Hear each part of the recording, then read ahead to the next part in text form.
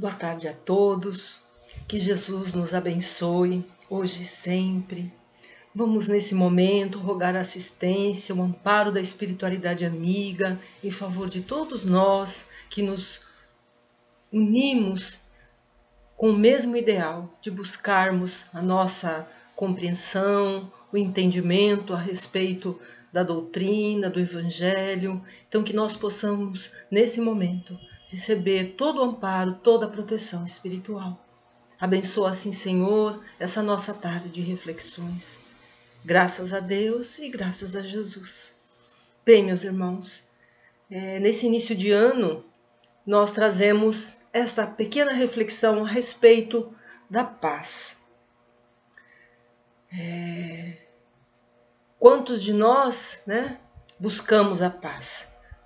Talvez seja uma das maiores aspirações de todos nós que estamos aqui no planeta. E buscamos trazer essa reflexão, então, à luz da doutrina espírita e do Evangelho. E é aí que nós percebemos que a paz começa em nós. Então, é isso que nós trazemos nessa tarde. E que possa ser útil, na edificação da nossa paz. Que possa contribuir para essa edificação. Esse é o nosso propósito nessa tarde. Então, vamos lá, meus irmãos. Bem, para introduzir o tema, como introdução, nós trazemos aqui um diálogo muito interessante que está no livro Boa Nova, pelo Espírito Humberto de Campos, psicografia do Chico Xavier. E neste livro, neste capítulo, o capítulo 7 deste livro, justamente há um diálogo que é muito interessante entre o apóstolo Tadeu e Jesus Cristo. O Tadeu, ele estava assim muito admirado com a facilidade com que Jesus libertava os endemoniados, que nos dias de hoje nós podemos dizer que seriam os obsediados. Aqueles que estavam sob uma influência espiritual negativa. E Jesus, ele libertava quase que instantaneamente.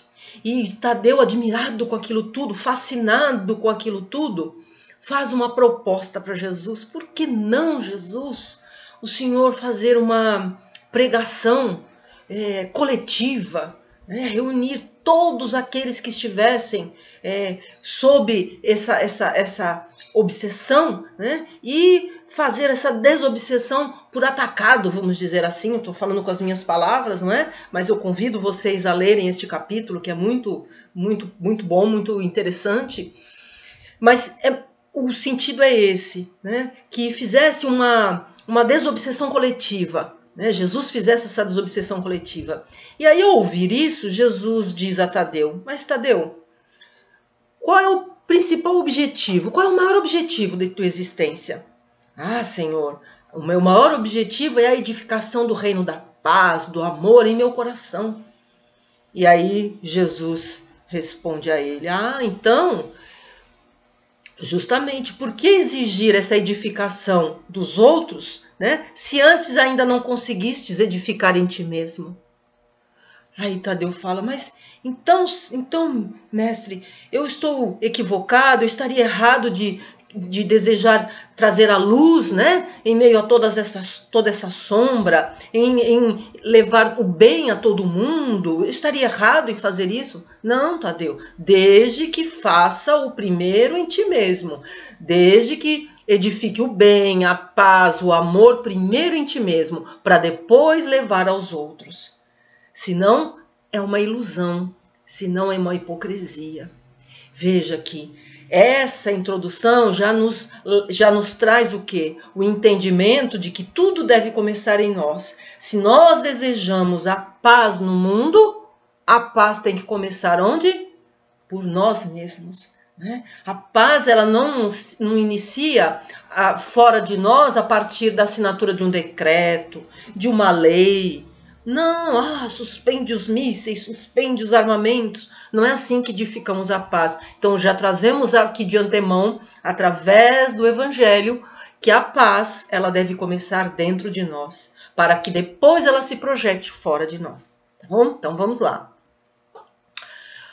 Muitas vezes nós confundimos paz com ociosidade. Olha essa imagem deste homem ali dormindo na rede. Quantos de nós não associa isso a ter paz? Não ter problemas, não ter contas a pagar, não ter problemas financeiros, não ter parentes a suportar, não ter obrigações a cumprir, não ter desafios a enfrentar. Isso é paz. Para muitas pessoas, isso é paz. Mas, na verdade, se nós permanecermos muito tempo assim, o que vai acarretar? Na verdade, vai acarretar um desequilíbrio interior, uma perturbação interior. E não a paz. Dessa forma, nós estaremos nos afastando da paz. Por isso que Emmanuel, no livro Busca e Acharás, tem um capítulo nesse livro que se chama Paz por Dentro, onde Emmanuel vai falar, nós selecionamos apenas uma frasezinha dessa mensagem, que ele fala assim, use o descanso apenas como pausa para mais trabalho. Vou repetir, pessoal. Use o descanso apenas como pausa para mais trabalho. Então veja só. Aqueles que acham, que acreditam que a paz esteja associada ao descanso permanente, a não ter problemas, né? Essa pessoa está se distanciando da paz, na verdade, e está se aproximando do quê? De uma perturbação interior, tá bom? Então vamos lá. Por outro lado, há os que estão em um movimento exagerado. Veja, estar em movimento positivo, como nós já vimos anteriormente. A gente precisa se movimentar, não é para ficar só descansando. Mas o problema aqui é o movimento exagerado. Quantos também no planeta estão nesse movimento exagerado? Esses também se distanciam da paz, à medida em que se dedicam exageradamente às demandas da vida material, né? Veja, a vida material é importante, né? Ela é meio, ela é instrumento para um objetivo maior da nossa vida, que é a nossa evolução. Então, somos todos espíritos imortais, estamos aqui para evoluir, e a vida material, ela é um instrumento para que nós possamos atingir esse objetivo. Mas não podemos nos dedicar a ela exageradamente, né? Isso vai fazer com que nos afastemos da paz, né? E podemos estar também, né, prestes a ter também um desequilíbrio, uma perturbação. Quantos estão atravessando fobias, principalmente a ansiedade, porque não tem tempo para nada, vivem correndo atrás do atendimento das demandas da vida material, né? Não que a gente não vá correr atrás, né? Buscar um certo conforto, buscar um atendimento das nossas demandas materiais, mas a gente precisa ter limites para isso, né? Porque senão a gente não consegue atender outras demandas de ordem espiritual, né? Então isso é importante, a gente saber equilibrar tudo isso. Certo? Então esse exagero é que é o problema. O problema não é atender a vida material, o problema é atender exageradamente a vida material. Aquelas pessoas que falam, não tenho tempo. Por que você não vai lá na casa espírita, vai no templo religioso? Não tenho tempo. Não tenho tempo nem de fazer oração. Não tenho tempo para nada. Então aí é que mora o problema, tá bom?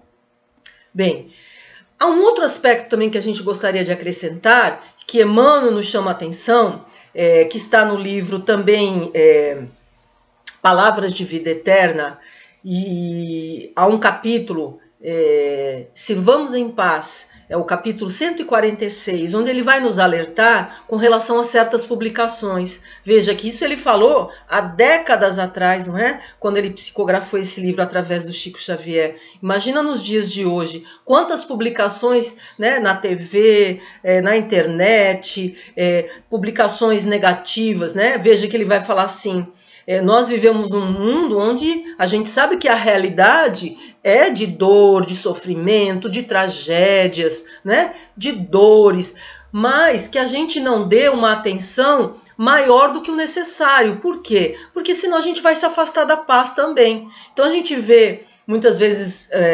publicações, reportagens de violência, né? Aquela coisa meio que exagerada. Então a gente fica assistindo horas e horas essas publicações, essas reportagens. Isso também, trazendo aqui esse alerta de Emmanuel, isso também vai nos afastar da paz. Então, muitas vezes nós nos destemperamos, nos desequilibramos também por causa de termos dado uma atenção, né, diariamente a essas publicações. Então, a gente tem que ter cautela, cuidado, pôr limites para isso. Ok, eu não vou me alienar das coisas do mundo, vou saber o que está se passando, ok, mas eu preciso o quê? Colocar limites para isso. Porque senão o que vai acontecer? Nos afastamos da paz, tá bom? Então isso é importante.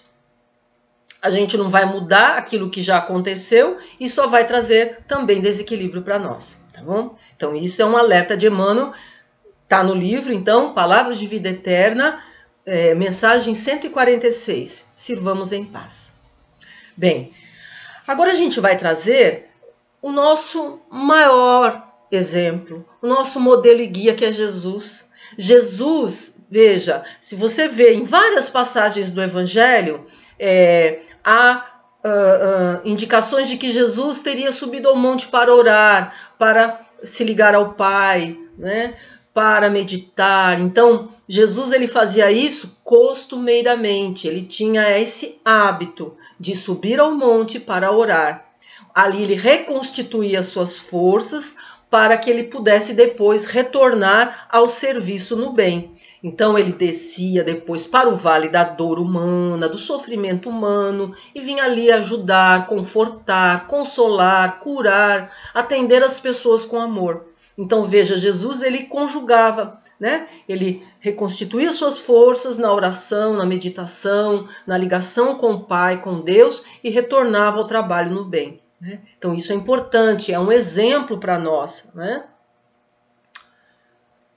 Então, na verdade, a paz ela resulta desse equilíbrio, né? Então a gente vai, é como se fosse uma construção, tijolinhos que vão sendo colocados na construção da nossa paz interior, é uma edificação. Então a gente traz alguns apontamentos daquilo que a gente conseguiu verificar, né, nessa pesquisa, nesses estudos a respeito do tema, e que a gente compartilha aqui, né? Logicamente que cada um vai colocar isso, vai aplicar na sua vida diária de acordo com a sua rotina, com as suas demandas. Lógico, aqui a gente não está colocando algo fechado, né? Como uma receita de bolo, por exemplo, que todos vão fazer da mesma forma, não. Até porque cada um tem a sua rotina, tem o seu tempo, né? Então cada um vai saber conduzir da melhor forma, né? A gente traz aqui aquilo que é o ideal, mas logicamente que cada um vai saber conjugar melhor, da melhor forma. Veja, oração, meditação,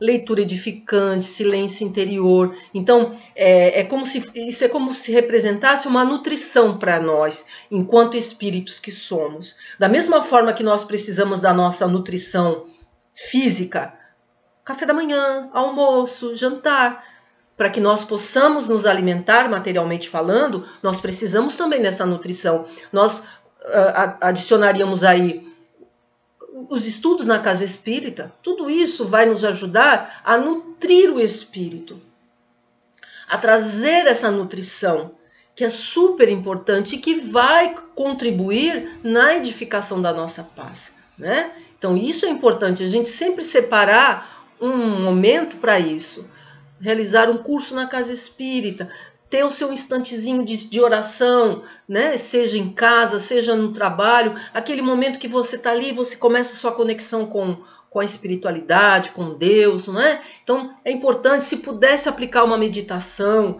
ter sempre o hábito de uma leitura, né? Principalmente antes de dormir, fazer uma leitura edificante, tudo isso contribui para a nossa paz interior. Mas também precisamos nos doar, né? O trabalho no bem, a doação, o convívio fraterno. Por isso que nas casas espíritas há sempre esse direcionamento para os frequentadores, para os trabalhadores, irem de encontro à caridade, ao trabalho no bem, né? Porque nós precisamos também dessa doação, desse serviço, com vistas à nossa paz, né?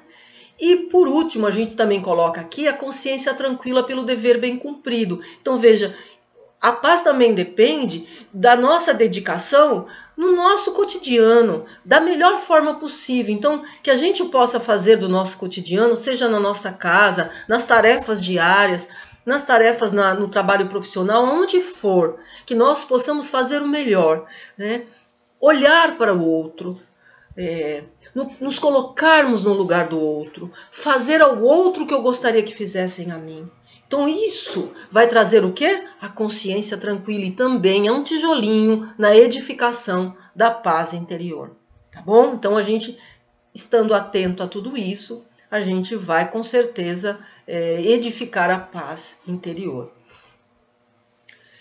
Esse reino de paz é como uma semente, está dentro de nós. Então a paz, ela começa em nós, né? Ela é como se fosse uma sementinha no solo do nosso coração, né? E a partir desse nosso empenho, dessa nossa dedicação, do nosso esforço em fazer com que esse solo do coração receba esta semente e ajude que essa semente possa germinar em nós, isso tudo vai trazer o quê?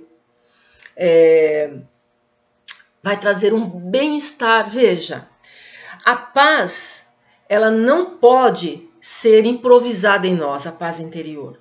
É uma edificação. Então, muitas vezes a gente deseja estar em paz de improviso. Quando aparece um problema, uma dificuldade, a gente vai atrás da paz interior, né? Mas, na verdade, essa paz, ela tem que ser construída diariamente, pouco a pouco, né? Com disciplina, com esforço, para que na hora da dificuldade a gente possa permanecer equilibrado, permanecer em paz, né? Não se desequilibrar, né?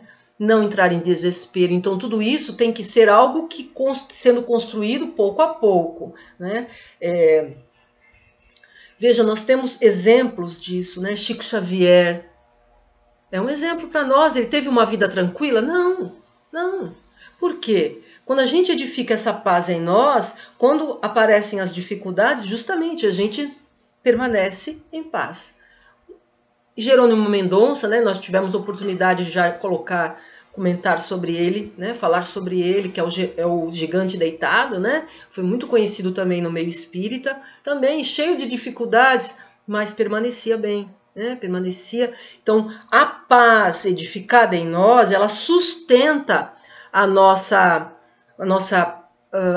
nosso bom ânimo, né, o nosso equilíbrio, até a alegria de viver mesmo diante das dificuldades. Então é isso que acontece. A paz interior sustenta nosso bom ânimo frente às dificuldades da vida. O próprio Cristo é um exemplo. O Jesus teve facilidades quando esteve aqui entre nós? Ficou isento de problemas? Não. Muitos conflitos, dificuldades, mas se manteve em paz, porque edificou ela dentro de si. Então é isso, tá bom? Os cuidados com a nossa vida interior. Então esse é o solo do coração, cuidar dessa vida interior. Veja, isso é muito importante. Por quê? Veja que no mundo de hoje nós somos impelidos, né, convidados a buscar sempre a vida exterior. A própria internet, as redes sociais nos levam a quê? A nos desconectarmos da nossa vida interior, a esquecermos de trabalhar os valores interiores, os valores morais, os valores da nossa vida interior. Então, o mundo de hoje nos leva, então, à desconexão com a nossa vida interior, a uma irreflexão. Então, é muito da exposição, daquilo que você está por fora, né? As selfies, né?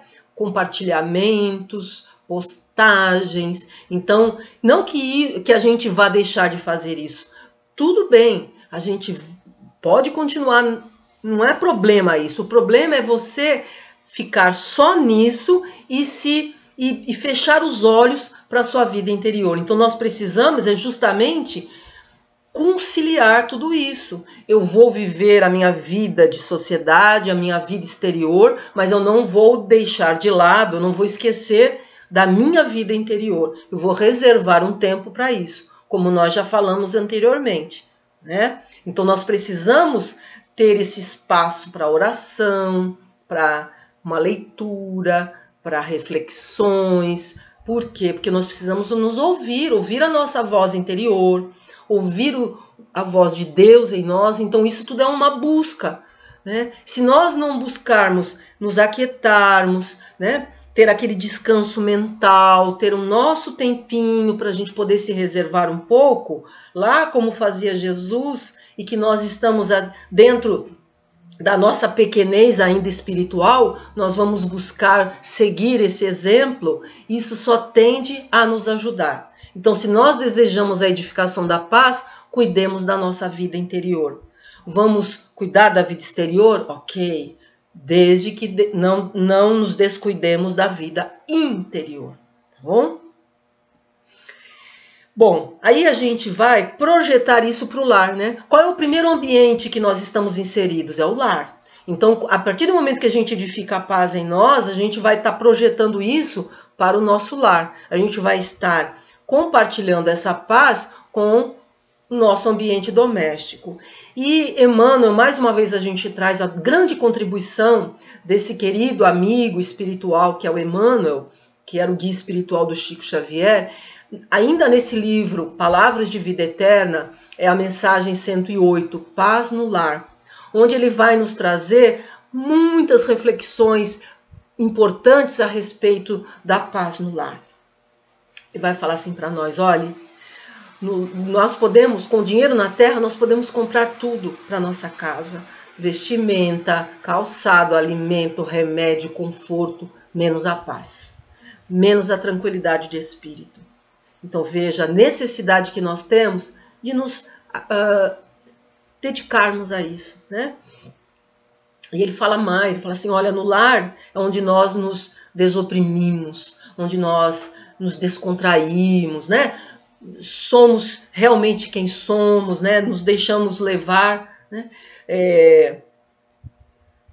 Mostramos verdadeiramente quem somos, mas não é, e isso não justifica o fato de nós muitas vezes nos deixarmos levar pela animalidade. Então ele faz essas considerações, né? Então a gente pode ficar mais à vontade no lar, né?